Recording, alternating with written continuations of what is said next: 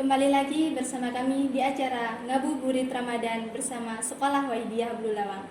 Bersama narasumber kami, Bapak Fathul Wahab, yang akan membahas tentang peran non-akademik untuk bekal masa depan.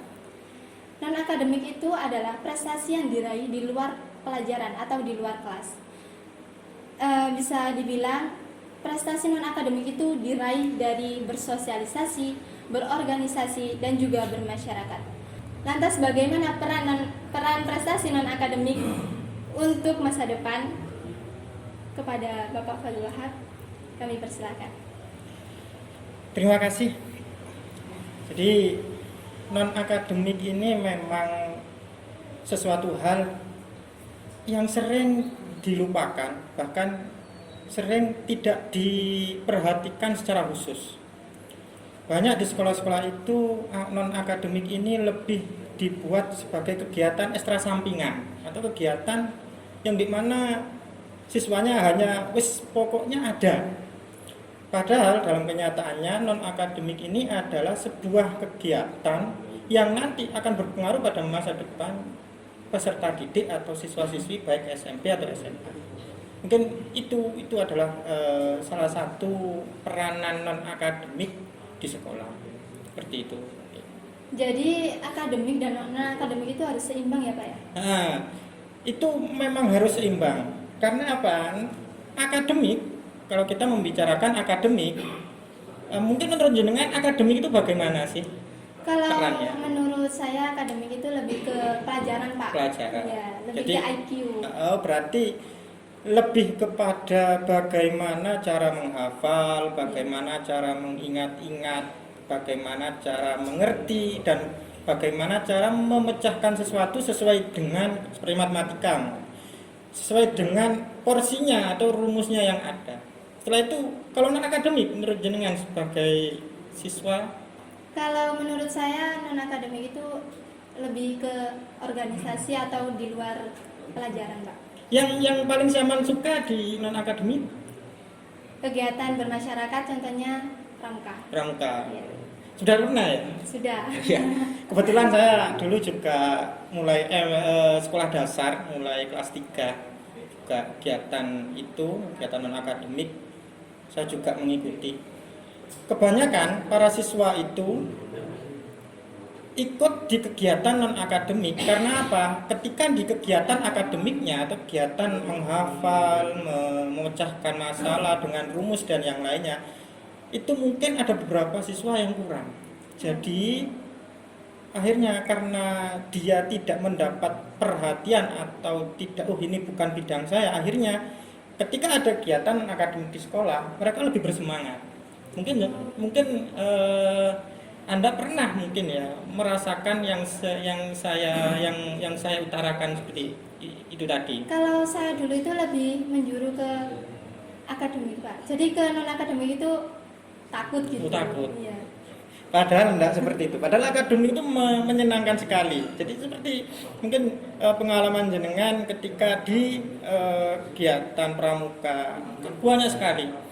Baik itu melatih kerjasama, melatih mental kita, cara menghadapi masyarakat, bersosial, terus bagaimana cara hidup berdampingan, yang kesemuanya itu tidak pernah diperoleh di dalam kegiatan akademik.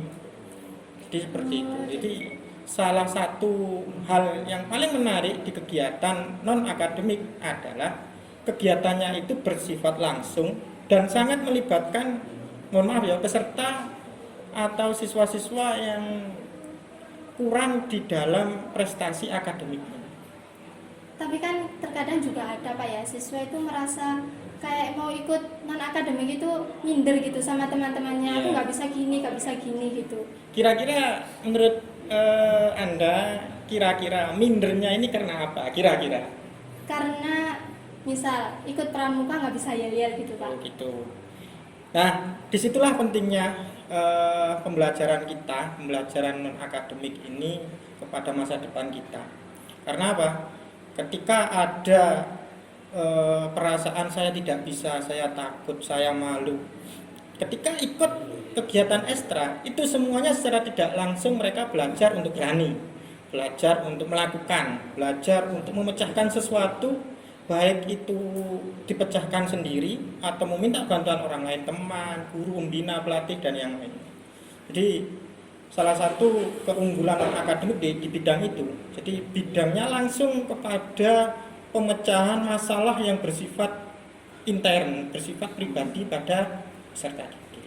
Tapi kan terkadang juga ada Pak ya, sudah ikut non akademik tapi mindernya itu masih ada gitu loh. Iya. Apa karena dia yang nggak sungguh-sungguh, apa memang karakternya itu sudah minder gitu?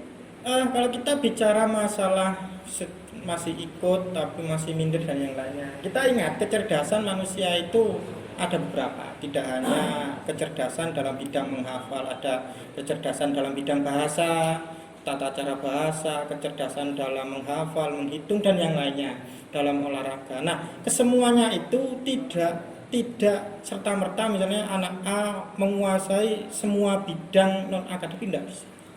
Kadang itu menguasai di bidang seni tari, tapi lemah di seni lukis. Bisa di sepak bola, tapi lemah di voli dan yang lainnya. Nah, itulah kenapa tadi yang pertanyaan jenengan, kenapa sih setelah ikut beberapa kegiatan di non akademik kok masih minder? Karena apa? Bukan passionnya, bukan kecerdasannya mungkin. Ketika sudah berusaha tapi belum menurut pribadinya, wah saya kok masih belum sampai kepada titik yang teman-teman saya capai, maka ya itu tadi, saya tidak akan ikut lagi. Padahal itu ketika diteruskan itu nanti juga akan berdampak baik nanti kepada satu ya, pengalaman hidup, yang kedua nanti suatu saat pasti nanti kita akan paham, oh dulu saya pernah melakukan sesuatu dan itu berhasil, seperti itu. Itu mungkin sedikit kendala dan kondisi non akademik yang ada di sekolah atau di mana saja. Gitu. Tapi kalau misal orang tua yang lebih ke akademik, misalnya anak saya harus pintar di akademik, non akademik nggak usah, nggak apa-apa gitu, gimana Pak? Kalau itu mungkin kita bicara masalah bukan peran non akademik dan akademiknya, bukan perannya, tapi kita bicara itu masalah kebutuhan mungkin ya. Dan orang tua itu mungkin punya pandangan yang berbeda. Misalnya Saman gini, Saman mungkin ketika lulus SMP misalnya, Saman akan diberi pilihan, Saman mau ke sekolah kemana? Apa sekolah ke SMA A, B, C, dan D. Terus begitu sampean dengan ini dikasih pilihan seperti itu, makanya kan berpikir kan kebutuhan saya di mana? Terus faktor apa saja yang saya butuhkan di sekolah ini, apa saja yang nantinya akan misalnya ya berguna bagi saya nanti kelak, itu apa saja. Nah, itu kan sudah ada di sana itu sebuah kebutuhan yang Saman pikirkan sesuai dengan apa yang akan Saman lakukan. Mungkin lebih kepada itu. Oh iya. Ini tadi kan ada 2 pertanyaan masuk ya Pak ya? Ya. Yang pertama dari Bapak Purnomo ini, ya sama tadi, di zaman sekarang kan lebih banyak orang tua itu lebih mengutamakan anaknya itu pintar dalam bidang akademik, tapi menghiraukan bidang non akademik itu. Bahkan mereka itu beranggapan bahwa bidang non akademik itu sama sekali nggak menguntungkan gitu loh bagi masa depan gitu. Menurut jenengan tanggapannya gimana Pak? Kalau tanggapan saya seperti ini, mungkin seperti ini ya, kembali lagi kepada latar belakang orang tua tadi. Karena apa sih, mungkin kalau prestasi akademik setiap 3 bulan sekali, setiap 6 bulan sekali, tengah semester dan akhir semester, mungkin ketika pencapaiannya itu adalah terbaik di nilai akademiknya. Karena kebiasaan sekolahan mengumumkan siapa-siapa yang memperoleh juara di bidang akademiknya, maka secara tidak langsung wali murid atau orang tua itu merasa, ini anak saya, ini. Jadi ada sebuah kepuasan dan kebanggaan tersendiri di dalam hati orang tua ketika mendapat prestasi akademik. Dan prestasi non akademik ini ya, kenapa kok nggak begitu diperhatikan, kok nggak begitu didorong oleh orang tua? Karena apa? Satu, mungkin belum merasakan bagaimana sih efeknya nanti di masa depan anaknya ini ketika anaknya ini memiliki prestasi. Soalnya juga kita bicara pencapaian juga. Pencapaian akademik ada dinilai. Iya. Dinilai akhir 100, 98, 90, 70 dan yang lainnya. Tapi kalau pencapaian non akademik bukan pada nilai. Bukan pada nilai, tapi soft skill, kemampuan yang nanti dibutuhkan di masyarakat. Contoh kecil kerjasama seperti itu. Jadi katanya jenengan itu tadi kan non akademik itu lebih diutamakan, akademik itu lebih diutamakan karena Pencapaiannya, tolak ukurnya adalah nilai itu tadi. nilai.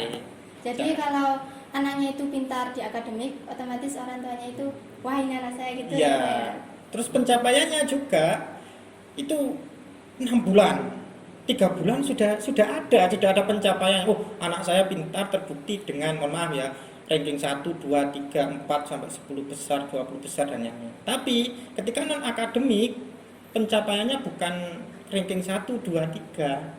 Tapi nanti ketika 5 sampai 10 tahun yang akan datang. Seperti itu. Lebih kepada kemampuan soft skill ya. Kemampuan mental, bermasyarakat dan yang lainnya. Mungkin bicara masalah pencapaian saja. Untuk pertanyaan yang kedua ini dari Ibu Sri Utami. Kan untuk masa depan ya Pak ya, pastinya juga terlintas pekerjaan gitu loh Pak. Iya.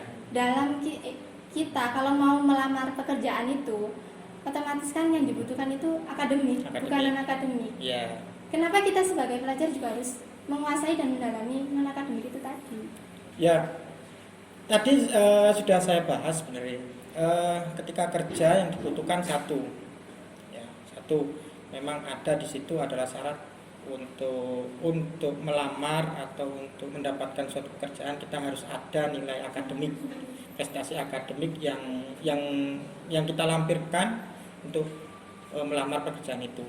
Tapi juga tidak menutup kemungkinan bahwanya soft skill atau kemampuan yang tidak diajarkan di dalam kelas itu juga diperlukan nanti di dunia usaha, di dunia industri. Ya. Mungkin kita kalau bicara itu lebih kepada seperti ini sekarang. Akademiknya tinggi, tapi begitu disuruh terjun di lapangan menyelesaikan suatu masalah, misalnya nanti ada gesekan antara pekerja A dan B. Mungkin kalau anak yang pintar akademiknya mungkin agak kesulitan karena apa? Kurang komunikasinya, kurang bisa memecahkan masalah di lapangan. Tapi ketika soft skill, ketika kemampuan win-win solution yang diperoleh di kegiatan non akademik, ada masalah seperti itu. Tinggal dulu saya pernah ada hal semacam ini, tapi lingkup sekolah, lingkupnya kelas antar teman, sekarang antar pekerja. Jadi yang harus saya lakukan ini. Mungkin itu juga yang jadi pertimbangan di sebuah perusahaan. Seperti itu. Ataupun gini. Jadi ketika zaman akademik bagus, pasti nanti tetap akan jadi sebuah mungkin posisi supervisor di sebuah perusahaan. Tapi kalau sampean kuat matang di non akademiknya, sampean mungkin tidak jadi pegawai, mungkin akan membuat sebuah usaha di mana usaha itu sampean yang pegang, sampean yang mengelola. Mungkin seperti itu mungkin. Jadi non akademik itu juga sangat penting ya Pak ya? Sangat penting, jadi tidak bisa kita abaikan begitu saja. Banyak dulu mungkin Anda atau teman Anda atau siapa saja mungkin ada yang bilang seperti ini, ngapain ikut kegiatan A, nanti toh tidak akan jadi apa-apa. Iya. Seperti itu. Kalau memang kita dengan ikut A tidak jadi apa-apa, pertanyaan saya, kenapa kegiatan itu kok diadakan, kan gitu. Iya. Kalau memang nggak ada fungsinya, berarti kan dari segi pemerintah tidak benar-benar konsisten, tidak ada kajian yang mendalam tentang sebuah kegiatan non akademik ini. Berarti kalau memang semuanya itu diberikan, semuanya itu ditampilkan, semuanya itu dilaksanakan, berarti kan nanti ada tujuan khusus yang nanti akan diperoleh siswa SMP atau SMA. Seperti itu mungkin. Jadi para pemirsa, akademik dan non-akademik itu sangat-sangat dibutuhkan ya. Jadi dua-duanya itu harus seimbang. Akademik menguasai, non-akademik juga menguasai. Ya seperti itu tadi kita sudah membahas di zaman sekarang tentang orang tua yang lebih mengutamakan akademik daripada non-akademik. Tadi sudah disampaikan oleh Bapak Fathul Wahab. Yang kedua, untuk pekerjaan tadi juga sudah disampaikan oleh Bapak Fathul Wahab. Jadi kita sebagai pelajar itu nggak boleh meremehkan hanya satu gitu ya. Hanya satu, konsentrasi pada satu hal. Ya. Jadi semuanya juga harus kita tekuni. Kita kan tidak tahu nanti suatu saat yang bermanfaat bagi kita kan. Seperti itu.